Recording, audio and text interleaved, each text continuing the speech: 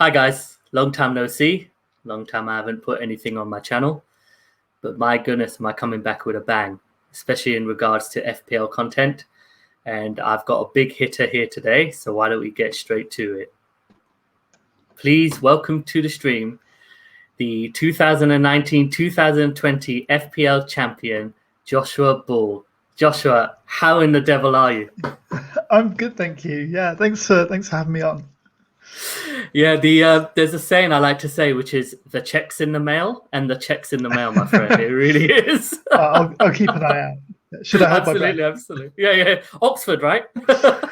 Yeah. I'll tweet my address out or something. Yeah, it's so what could go wrong?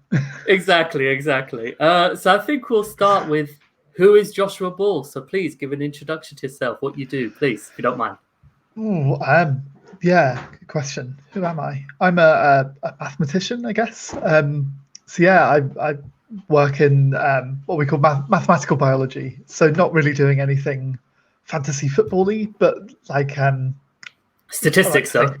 Yeah, there's a lot of statistics. A lot of it's one of these subjects where like everyone tells you at school, oh yeah, if you do maths, like you can do anything with it, and then you say, oh, like what? And they're like, you could be an accountant. And nobody ever sort of really knows what the answer is after that. But yeah, there's loads of stuff you can do, and yeah, some of it is biology, and that's me. So you are a mathematician at Oxford University, am I correct? I am, yes. Yeah. And before we get on to the nitty gritty, please tell me how did that happen? Like, it's fantastic, by the way. No, I mean, it just took a punt on applying for a PhD course, basically. So I did my undergrad in Southampton way too long ago to think about now. But then, yeah, and that was in maths and philosophy, actually. So like no biology at all. Okay. And then I thought in that, oh yeah, I'm really enjoying this maths thing. Like this is kind of fun. I think I'll do a master's in it. A sentence no one has ever used before. I like this maths thing, but please continue. There's at least like 5 or 6 of us. We're like, oh, this is great.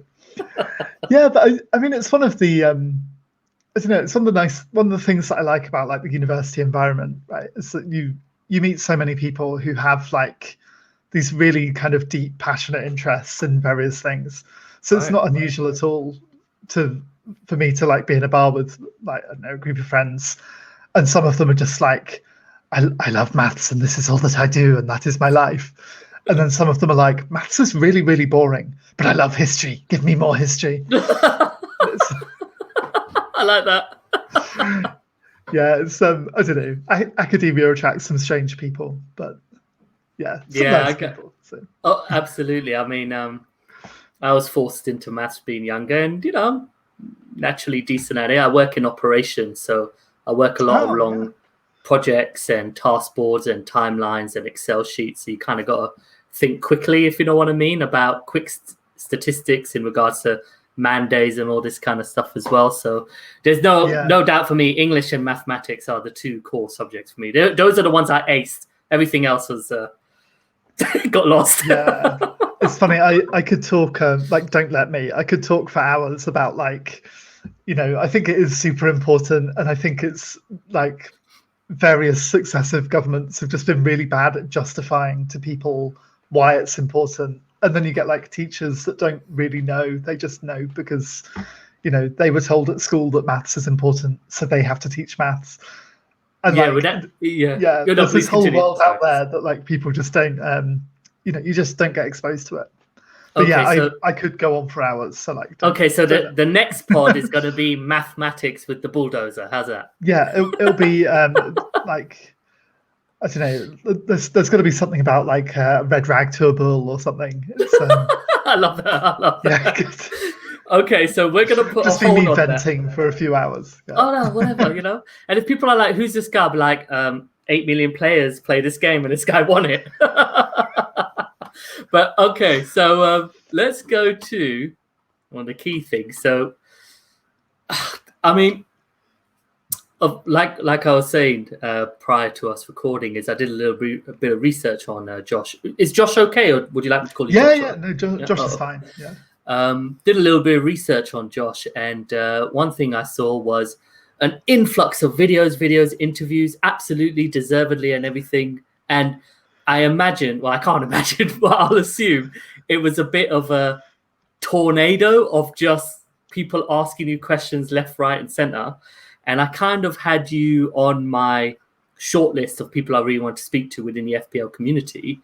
After the dust kind of settled and you were able to get back to your normal, what were your feelings like of being, the FPL champion, which is incredible? It was completely insane at the time. It sort of went from 0 to 100 in no time at all. I think from finding out that I'd won to just the sort of media getting hold of it and it just kind of exploding was just a couple of hours. It was all a little bit crazy. And you put it into your thesis, didn't it? You put it into some kind of thesis that you did about how maths. Yeah, sorry. Go on. Yeah, I did. So I'd finished my thesis and my PhD and stuff by that point. And I'm really passionate about maths, as you've just heard for the last 10 minutes of me going on. But as part of that, I really love talking about it and just engaging with non-mathematicians. So we call it public engagement with research. Is the buzzword. That's it. Right. Yeah. And so I thought, hey, this is a great opportunity. There's loads of people wanting to hear what I have to say about FPL. Maybe I can trick them into learning some maths. That's it. Yeah, sorry. Yeah, but it is super relevant. I just always feel a bit guilty about it because I didn't do, all of these mathematical models and statistics and things. And I think they are incredibly useful for something like FPL. And there's certainly people out there in the community that do a lot of really good, really detailed and sort of really professional work along those lines. I just always feel guilty about it because I'm not one of them, but I feel like I kind of came along and went, oh yeah, maths, very good for this. Let me take some credit. Now, before I go on to the next part, which is obviously your expectations last season after winning the thing, where do we go from here? But am I right that you didn't watch any games? Well, so I didn't watch any games until the lockdown. So it would have been what was it, March when they August to June, because I think we reopened in June and then 2 months went crazy. Season before. Yeah. So it was in that kind of time. So I don't have a TV basically, and I don't support a Premier League club at the moment. Give us a year or two. I'll work on it. Yeah, we're getting there. We're definitely annoying most of Twitter at the minute. We've just signed our 10th player of the closed window. It's very exciting. Yeah, but so I kind of there wasn't a huge amount of incentive to watch games up until that point. And then I think as we were going into the lockdown, when they sort of suspended the season, I think I was maybe 7th in the world at that point. I just kind of got catapulted up by Leicester doing amazing things. And then I kind of sat on that for a few months, hoping they were going to restart football and kind of watching the world destroy itself. And so when it came back, I was then obviously way more invested in FPL in particular. Absolutely. And at the same time, they were broadcasting all of the games. So I sort of thought, maybe now is the time to, get along and watch some. So yeah. So from about August 2019 to basically June of 2020, because that's when the last 8 games were. They were all kind of isolated into 2 months. Yeah. You hadn't watched any Premier League games, is that right? No, not at all. Just use data and stats. Yeah, I mean, I would love to say I was looking at loads of detailed stats. I think what I was really doing was getting. So I was really heavily kind of scrolling through Reddit on the fantasy football at the time to try and get a feel for what other people were saying. So a lot of that was people saying, oh yeah, these underlying statistics are amazing. Oh hey, I went and found this out and maybe we should look at this player. and some of it is just people saying, well, I'm a massive Burnley fan, and I watch all the matches, and so and so looks amazing. So like I rate them 10 out of 10 on the eye test. So I was kind of getting like a second-hand eye test from loads of people, and just kind of like I don't know. I guess I was looking at it a lot like a sort of optimization problem. Okay. So thinking, I think I know strategy-wise the kind of players that I want in.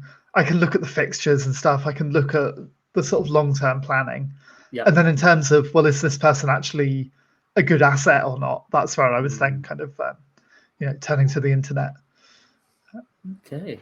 And I think that's a good segue into you start 2021 as the FPL champion. So I keep saying it. It's pretty awesome. No, please do. I get a little warm feeling every time you do. So excellent. Now the check's in the mail to me. Got it. I'll send the same one back. Yeah. Got it. So you're the winner, and if I've seen your history, and I think you've only really been seriously playing a couple of years. You've had an account for a long time, am I correct? But you've really been more invested the last couple of years, am I right? I've had an account for goodness knows how long, and I think before then I even had like a Sky account, and there was one season, in fact. So this is all because of like my family mini league. And at the start of the season, somebody would be like, "Oh, you have to make a team. You have to make a team," and then I'd forget about it. And at one point, they switched from Sky to like the official game, and I didn't realize for a whole season. So I had a Sky account, and everyone else had like an FPL account, and I just didn't notice. So definitely wasn't taking it too seriously at that point. Yeah. So actually, it was 2018. I was writing up my my PhD thesis, and my office mate was in the same position, and he was setting up his FPL team. And I thought, this looks like great procrastination. Like, let's do it. And so that kind of 18-19 season, I started getting really into it. Okay. But I didn't really understand the strategy at that point. I didn't understand the mechanics of the game properly. So like I didn't do too badly that season, but I kind of I didn't do well, and like especially around the last like 10 game weeks or something, it just all went downhill. And then the summer going into the year that I won, I was then like, right, I'm going to read everything there is to read about, the like Spurs versus Spurs versus Stockport, like friendly in pre-season, like. I read all of that information. It's really sad, right? I just read about a load of football matches. It's not, trust me, it's not. But no, I mean that the bit that I mean is sad isn't like being obsessed with it. It's like it's not like I went and watched a load of football matches. I was like, no, I must look at the match reports. Like that's all I've got. I'm not interested in actually seeing it. I just want to know like who's going to win. That's awesome. So. Sorry, so as I was saying, start of last season, you're the holder. You've won it. What in the world were you expecting? Did you have a target? Was it just like, oh, I could do what I want here, or were you thinking, maybe I can actually build a bit of a record here? So for me, like my main aim. So I knew what my season history looked like. And so I knew that a lot of people would look at it and be like, oh, yeah, like it was just pure blind luck, like absolute fluke kind of thing. And so I kind of wanted to prove that it wasn't, and that I do know what I'm doing. I just hadn't been applying it, in previous years. So I definitely wanted to get like a respectable score. Right. And so I was kind of hoping for like the top 100,000. And then what I was really hoping for was top 10,000. Sure. And what I was really, really hoping for was that I'd win it again, and everyone would be like, "Oh my god, this is amazing!" And so now you segue into your season finish, which I know. Yeah, I mean, it was. I was definitely a lot riskier towards the end of this season than I was previously, because I think I was sat around about 25k or something with a couple of weeks to go. Wow. And I thought, I've got a chance to finish in the top 10,000, and that would be a real, like, I would have been really, really like over the moon with that. And so it was the triple game week with Man United, where everyone had kind of tripled up on them, and I really took a punt and was hoping that they weren't gonna do anything, and then they did. Yeah, Greenwood. Yeah. Greenwood did it. Yeah. I mean, it wasn't as disastrous as it probably should have been. But yeah, I finished up sort of 49,000, something like that. Which I was kind of happy with it, but also it would have been nice to get a 4-digit finish.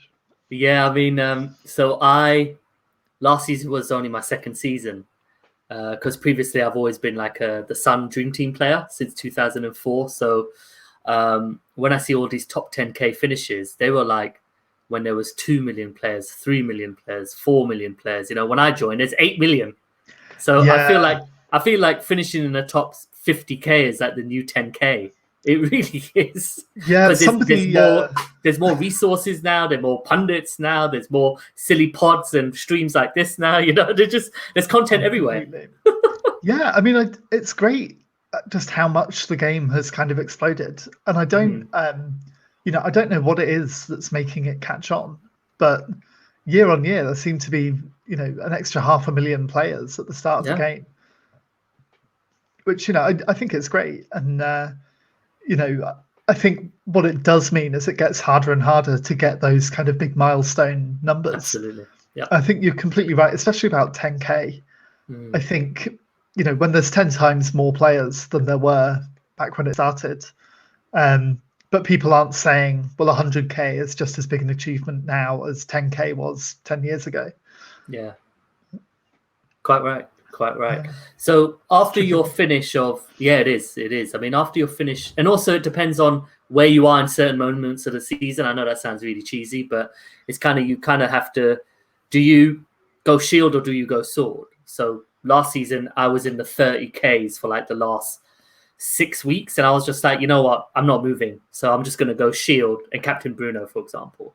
But if you're in a position you are where you're only maybe 15 points off top 10K, because at that point, the points are quite close to each other, you can have a great game week and shoot up 15,000 places even in that position. So I think going for the risk is worth it. I think even in the last week, I really debated about captaining Mane. And I was like, no, I'll play it safe and captain Salah. And actually, in hindsight, that was a really bad decision because I didn't really have anything to gain from captaining Salah. Sure. Whereas I had a lot to gain from captaining Mane. I don't think it would have been quite enough to get me into the top 10K, but it would have been a lot. And it really is those small decisions. You think about the ones at the end of the season a lot, but the ones in game week 3 are just as impactful to your overall points total at the end of the day. And who did you triple captain? Who did you triple captain? It's Kevin De Bruyne this year. Yeah, it wasn't too bad. Was it that double? Was it the double when there were loads of doubles going around? I think so. Yeah. I think he got me 8 points, so 8 times 3, which I was kind of okay with. I think the year that I started was the one where everyone on Reddit certainly decided that triple captaining Duffy was a great idea. Oh my God. Brighton defence, and he got 1 point. And then, which I even as like a very naive player, I was like, maybe this isn't a great idea. I don't think I'll do that. And then last year, everyone triple captained Mane when he got 1 point. So I was very much like, you know what? As long as they get me more than 1 point, I don't care. It's fine. Fantastic. So we've done all of that lovely stuff now. We've had the appetizers, we've had the bread rolls and all that. We've chit-chatted. Now we're going to get to nitty gritty. That's vodka in Josh's hand. So he's ready. Yes. I'm ready. Let's go. Still going. So Josh was kind enough to give me his current draft. And I thought we could talk about it a bit. And the real one that screams out to me is no Bruno Fernandes. So yeah. But if you just go through your team as you want, and we can chat from there. And I'll sit back. So I think this is literally my team as it stands at the minute. But there's still quite a lot of question marks in my head, and that's one of the big ones. Is do I go Bruno or do I go KDB? I think there's a lot to be said for Kevin De Bruyne. I think, like, assuming he's vaguely fit, he's going to have an amazing season. I want to have those like two premium midfielders. I definitely want Salah. But then, I've seen a lot of people saying things like, well, how do we get a Man City player for game week 2 or 3 when they're playing Norwich? Yeah. How do we cope with all of this? And I kind of think, actually, if you have Kev from the off, like, they've got one tough game to start off with, but then they've got some pretty nice fixtures, and I think he's as nailed as anyone is in that side. So it's just a case of whether he'll actually be fit for the start or not. So I could very easily change him for Bruno, but I definitely don't want to fall into the kind of trap of saying, well, he was last season's top scorer, so he's a must-have, because I don't think it's necessarily true this year. And also, we're likely not going to captain Bruno for the first 4 fixtures. I mean, Salah's captainable for 3 of them. Yeah. And that odd one is probably where you can, maybe you can play around with that fixture, because I think Man City have Arsenal at home, whilst Manchester United are away to Wolves, and we don't know what Wolves are at the moment. So, yeah. Yeah, I mean, they have some pretty nice. Well, they're not nice fixtures, but they're nice for Man City, because they're fixture proof. They're fixture proof. Exactly. And I think it's one of the things that I did quite a lot the year that I won it, was to just say, well, actually, somebody like Salah, someone like Kevin De Bruyne, like, you can captain them. Like, you can captain Kevin De Bruyne away at Spurs game week 1 if you want. And like, if he doesn't score, like, everyone will say, oh, that was a stupid decision, but he's got just as much chance of scoring there as he does against Norwich.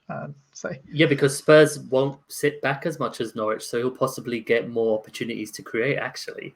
So. Yeah. And I mean, if I was putting money on it, I would bet on him scoring more points against Norwich than I would on against Spurs. But the point is, like, it's not like that's a fixture where it's a guaranteed 2 points at most. That ceiling is always there for those kind of premium players. And that's why they're in your team. So yeah, don't be afraid to use them. Yeah, should Harry Kane make the move, which is expected at some point, but he won't play against Spurs, either through fitness or, Spurs won't allow him to play against him first game. If he were to come in, is he someone that you've kind of got your eye out for to possibly take out De Bruyne and bring him in? Yeah, so I actually had him in all of my first drafts. So I had Kane and Salah rather than De Bruyne or Fernandes in there. Okay. Yeah, and you can do some quite nice things with it, but it means sacrificing one of those kind of premium midfielders. Sure. But yeah, I don't think he's a must-have at Spurs at that price. I think if he goes to City for that price, my hope is that a lot of the assisting is going to be coming from Kev. But I think he becomes a lot more attractive as an asset, because you can't imagine that he's going to go there and then sit on the bench every week. Certainly if he's announced there before the start of the season, I'll probably have him rather than De Bruyne. Yeah, but it is a tricky one. It's a really tricky one. Well, yeah, I mean, this you can't have them all, as they say. But one thing that I've seen be quite popular, especially on Twitter, because I'm on Twitter, really. That's all I use. I don't use Facebook or Instagram. You've gone quite big in defense at the moment. And is that something, are you looking as in the long term to kind of possibly keep up that kind of structure, or are you looking to be agile as and when the fixtures turn? Yeah, so this is something that I both love and hate about this draft. So really, a lot of the reason I would love to have Kane rather than De Bruyne is because it's very much my philosophy that it's easier to, to trade down than it is to trade up, right, at the start of the season.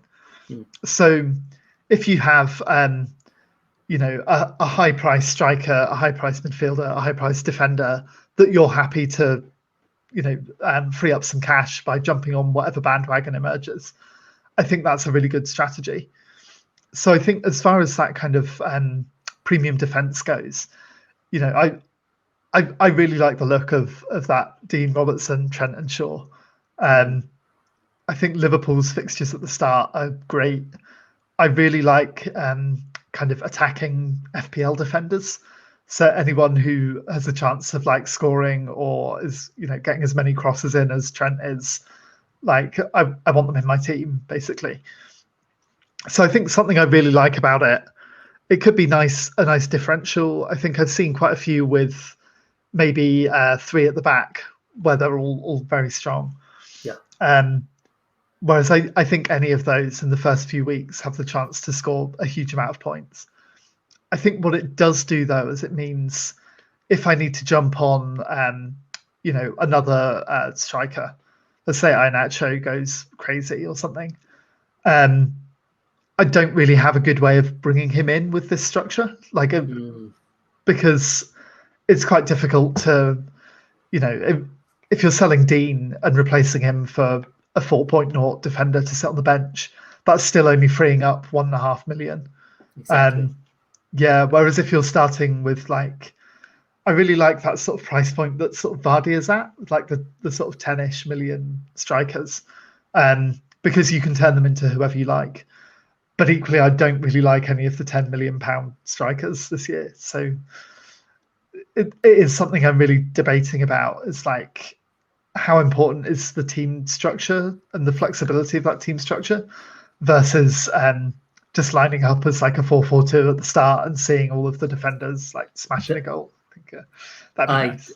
I think you're right. I mean, if you look at Robertson, I don't think any player, his price or less, is going to score more points than him. I think throughout the season he's going to get the most out of all of them. That's personally how I feel.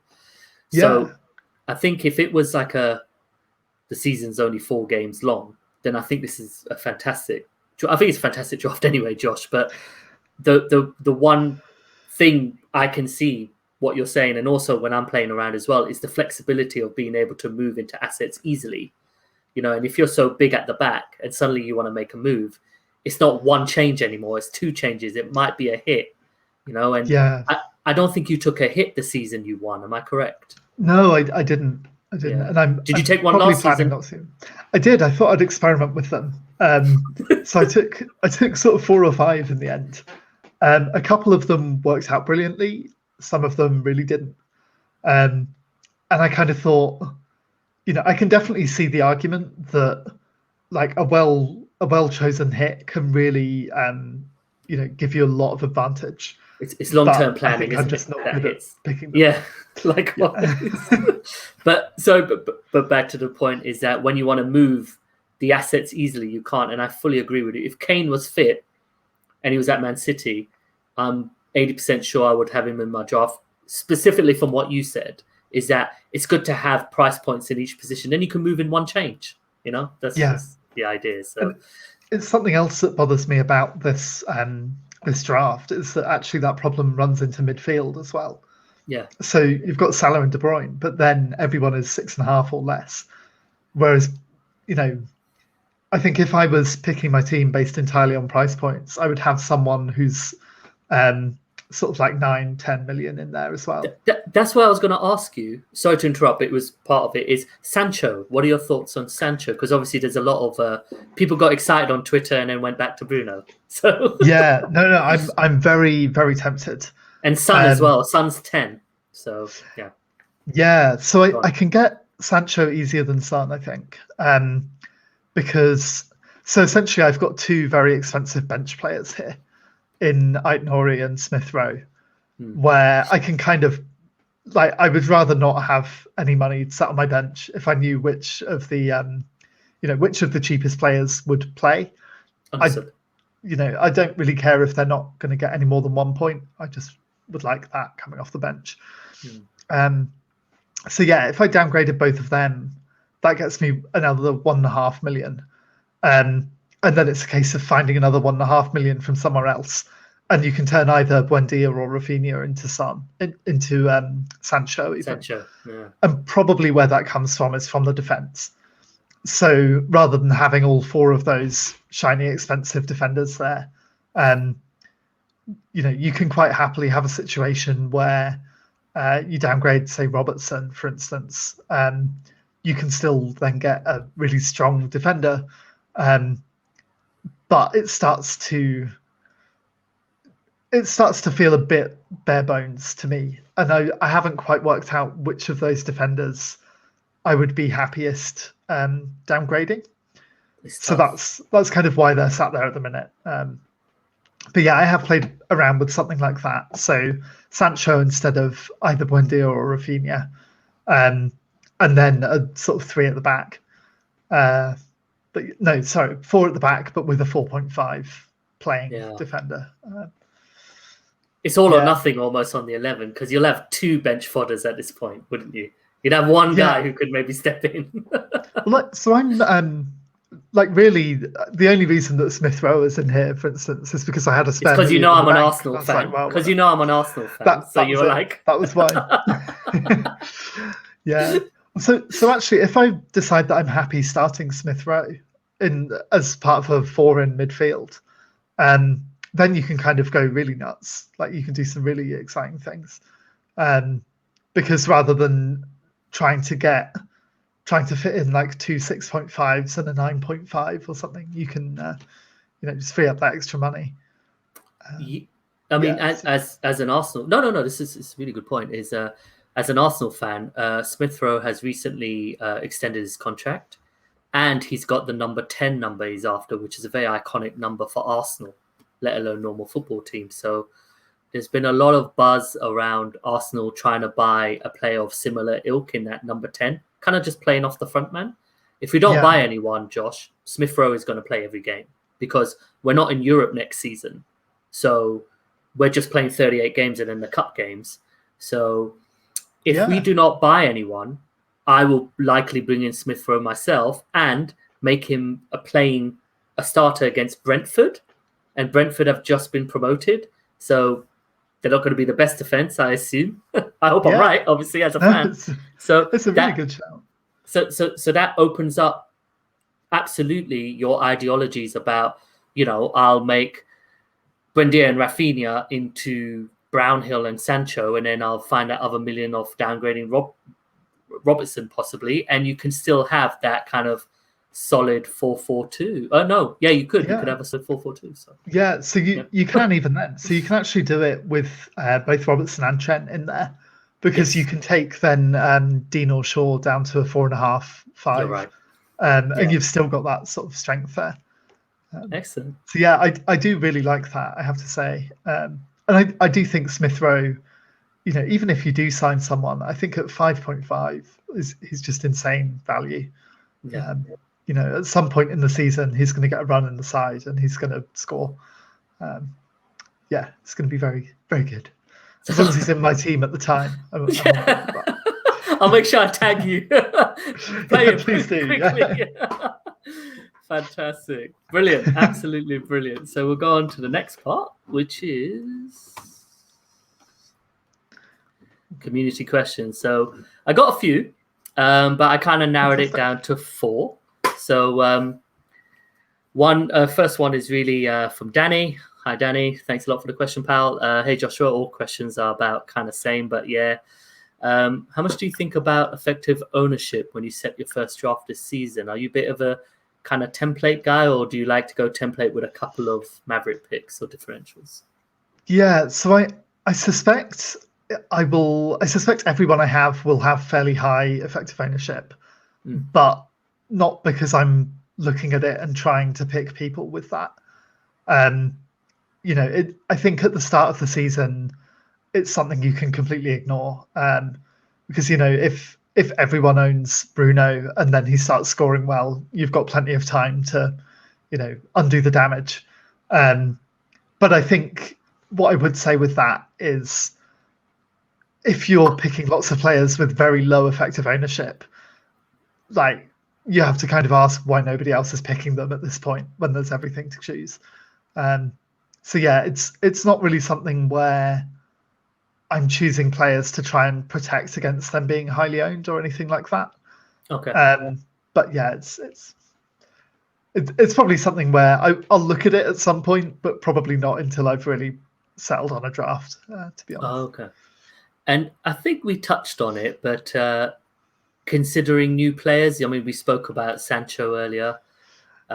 Is it, or do you kind of stick with players, or is it? I haven't asked the question well, obviously, and it's right here, but it's more of do you try and balance between new assets and also proven assets? Yeah, so I would expect my team to be majority proven assets. Okay. And then plus one or two new players who I like the look of their underlying stats. Like Buendia, Tony, Sancho. Exactly. Buendia, Tony, Sancho. That's the Holy Trinity. Yeah, and I also think with those kind of price points, like, yeah, Sancho's a little bit more expensive. But both Buendia and Tony, if they come in and after a few weeks they're just rubbish, they're easy to get rid of. They're easy to move to other people. There's plenty of other people at those price points. Yeah. But I think someone like Buendia, especially, like if in the first few games when Villa have got great fixtures, like I really like the idea of owning both him and Watkins at the start. I think that could potentially be, quite a differential without much risk. Yeah. Yeah. And you watch as they lose everything 5-0 now. Yeah. The former world number one has. There's a reason he's the former. I've got emphasis on former. Yeah. I'm now going to say the former chap. Here's you should say current world number. What is it? Yeah, the world number 48,708. Oh no, I came up. It's all right. 47,172. Well, then they should listen to me then, because I finished higher than you. So Ray, tell us, how much do you think about effective ownership at the start of the season? A lot. I really do. Because sorry guys, I know we're here for Josh, of course, as we should be. But my problem, the 2 years that I've played, is I am way too maverick. Like I'm picking like Saint Maximan, I'm picking Martial, I'm benching Bruno and stuff like that, and I'm way out of the pack. Within 2 weeks, I'm like 2.5 million. That can be great though, and like I think that's a really fun way of playing it, right? Like I think my kind of go-to strategy is very conservative, right? And like the year I won it particularly, like I basically owned the same players as everyone else. It's just I happened to own them at the right time. Right. I happened to get Vardy a few weeks before everyone else bought Vardy. Whereas I think there are people with like fantastic track records who are just like, I'm not going to have anyone in my team who's owned by more than like 15% of the game. I'm only interested in these like crazy risky picks. I think it can really work. And it's probably much more fun than just being like, well, I guess I better captain Bruno this week. Everyone else is. Yeah, but there's this saying, and I have a few good FPL players I DM with, and they're like, oh, I'm not doing that well. I'm going to have a little bit of fun now and pick blah, blah, blah. And I'm like, there's nothing more fun than doing well and getting green arrows. I don't understand your concept. That's where my logical mind comes in. That's where my operative mind comes in. What? I have a great day when I've got a green arrow. But anyway. Here's a big question. And I was going to ask you this, is how many game weeks do you prepare for when you're starting your FPL team? So how far ahead are you looking? Yeah, so my philosophy, both with like my starting drafts, but also during the season, and especially the one where I actually won it, was really to bring people in whereas I'm thinking, could they sit in my team for the rest of the season? Oh, wow. Like I don't ever want to bring in a player with the intention of transferring them out. Now, obviously, like, especially at the start of the season, sure, you know that that's not going to happen. And they've got fantastic fixtures for the next 8 weeks. And then there's just a sea of red and like it looks horrible. And you sort of know that by that point, you're going to be trading them out for someone. But in my ideal world, I want to have a team in game week 1 where I'm like, yeah, I don't have to do anything to this team. They're just going to win. I'll just come back in 38 weeks time and like pick up the prize, Again. Yeah, yeah, exactly. Yeah. So you sort of think like, yeah, that's the dream, and obviously that's not going to happen. But I definitely don't want to go into it thinking, okay, I'm going to have this person, and then in game week 1 I'm going to swap them out for them, and in game week 2 I'm going to swap them out for them, and then I'll wildcard in game week 3. Because all that happens is like the unexpected happens, and like, Salah breaks his leg in game week 1 or something. Sure. And you're like, oh, but I need to trade out somebody else. Well, I'm going to have to take a hit because they've got rubbish fixtures now. So then you do what I did last season, and you go, well, I really wanted Rashford instead of Son. This is exactly what I did last season. I was like, I want Rashford in my team, but Man United aren't playing, so I'll have Son as like a 1-week pick, and then I'll trade him out in game week 2. Which is exactly what I did, and then obviously, what was it, 4 goals? He scored the 4 goals. Yeah, I was livid. I was not having a good time in game week 2, especially because I'd said to myself, "There's no rush to do this. Like, you should wait until you have the transfers and you have 2 free transfers next week, and it'll be fine." And I talked myself out of it. I was like, "No, I need to attack. I need to do well." And it wasn't until sort of 6 or 7 weeks in where I thought, like, just stop taking it, stop overthinking it. Just do what comes naturally. That's what I did the previous year, and it worked. Like, just do that again. Yeah, brilliant. I feel like I've answered a very different question to what I've. No. You really haven't. You done. No, I really appreciate the. I appreciate when you're elaborating on your answers. I think that's excellent. I think that's extremely valuable to myself, let alone I'm sure the people who'll be watching. I'll go to the next question. It's from Stadium of Sports. Jay, who's a FPL Juice correspondent like myself, but for Liverpool. He goes, does Joshua have a set formation he always sticks to? That's one. And then the second is, does he go by formal fixtures? So do I have a set formation? Not consciously, no. Okay. So I like having lots of midfielders, and I like having lots of defenders. So I think I tend to have lots of 4-4-2s and the occasional 3-5-2, and I very rarely put 3 people up front. Wow. But that's less because I'm thinking about that consciously, and more because, like, I think it's easier to have a third striker that just sits on your bench and you don't have to worry about. And then, obviously midfielders and defenders get more points from attacking. So I tend to think, as long as you've got players at the back or in the middle that are going to be attacking, I'd rather have them than the sort of the strikers where, they might be more likely to score, but you're not getting the extra bonus of like clean sheet points and extra points for goals and stuff like that. That's a good point. Yeah. His second question was formal fixtures, which is a very popular question amongst people. Yeah, so realistically, a bit of both, definitely. So certainly when I'm bringing people in, I'm really looking at fixtures as well as anything else. Like, I tend not to bring people in with horrific fixtures unless they look absolutely essential. Right. But then equally, if there are people in my team with bad fixtures, well, if they're in my team and they're playing okay, then I'm going to keep them in my team, like, even though they've got kind of horrible looking fixtures. So I think my philosophy is more about getting rid of people that I think aren't performing well in my team.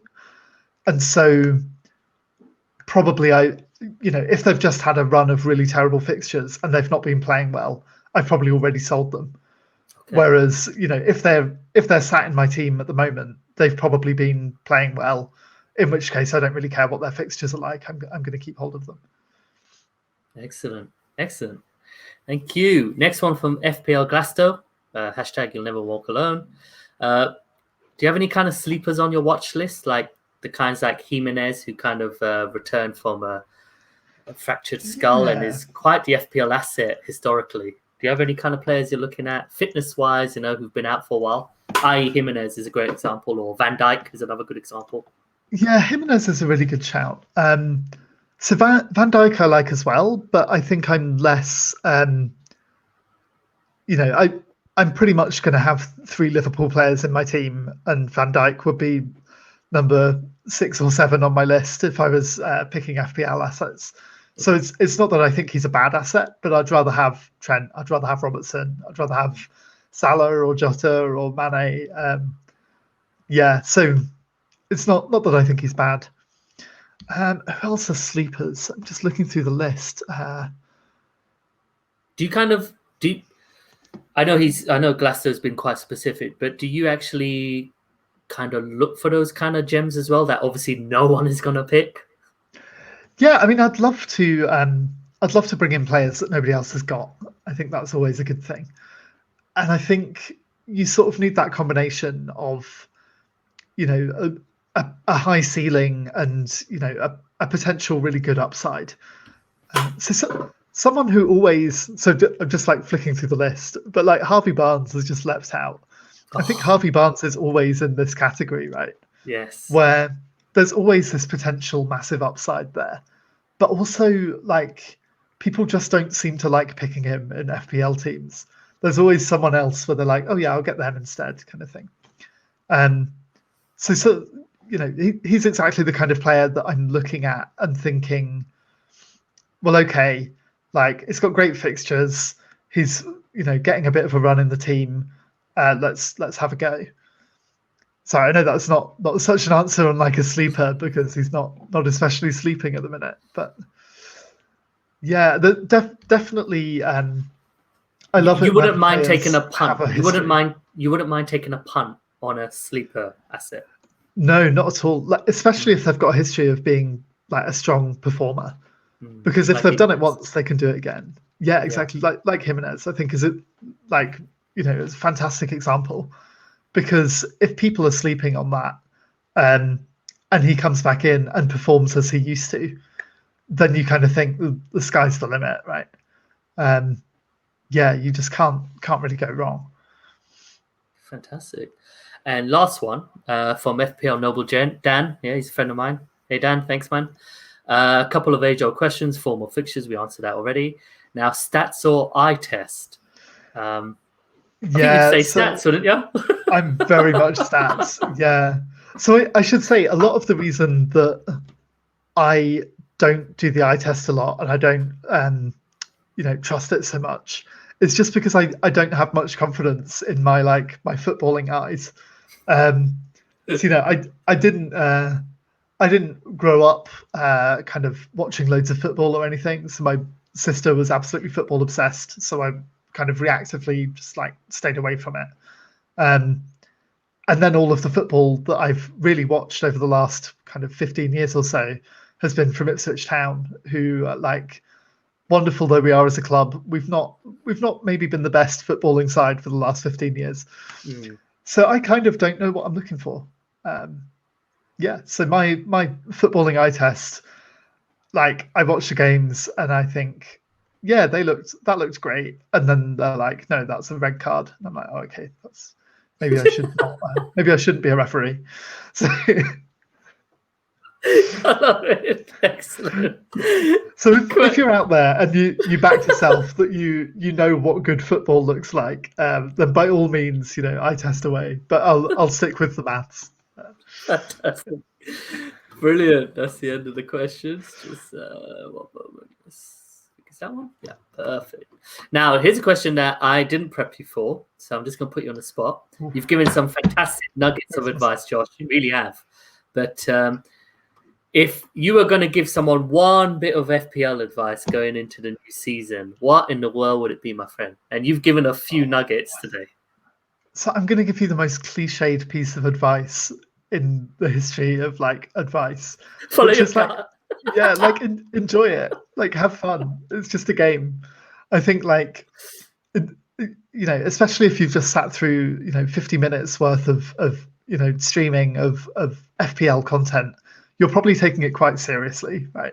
So don't let it ruin your weekend when you have a bad game week. Don't obsess about it to the point where you're not enjoying socializing because you're worrying about what the score is in the Brentford versus Arsenal game.